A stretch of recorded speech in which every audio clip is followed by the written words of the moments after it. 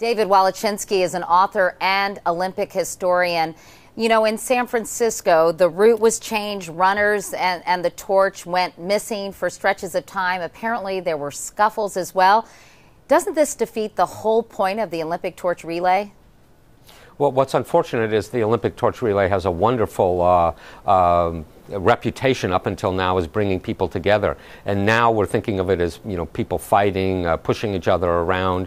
You're hiding it. That goes completely against the whole idea of what the torch relay was supposed to be about. The tradition of the torch relay began in Berlin in 1936. Do you recall another build-up to the Olympic Games that was this fraught with controversy?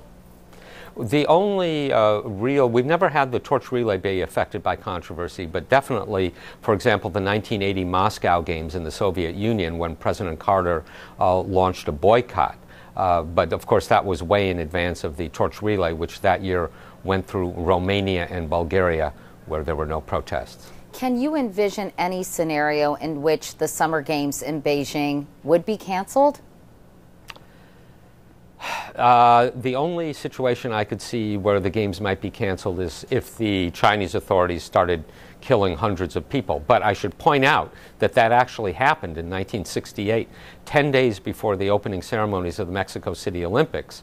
The Mexican authorities shot to death about 250 people in the streets of Mexico City, and they still went ahead with the Olympics anyway. Do you think ad revenues will be affected in any way because advertisers may be skittish given the controversy? There's a couple different kinds of advertisers involved. First of all, there's what's called the top sponsors, who are signed on to the Olympics no matter where it is. And they're just going to keep going with the Olympics. They know it's a good brand in the long run. The big question is what will happen to all these sponsors who just signed on for these games.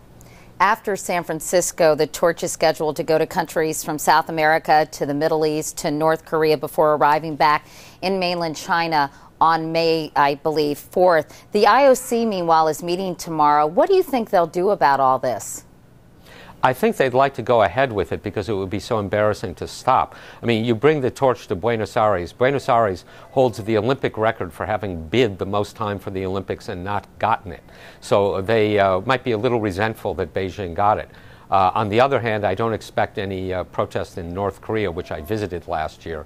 There are not going to be protests there.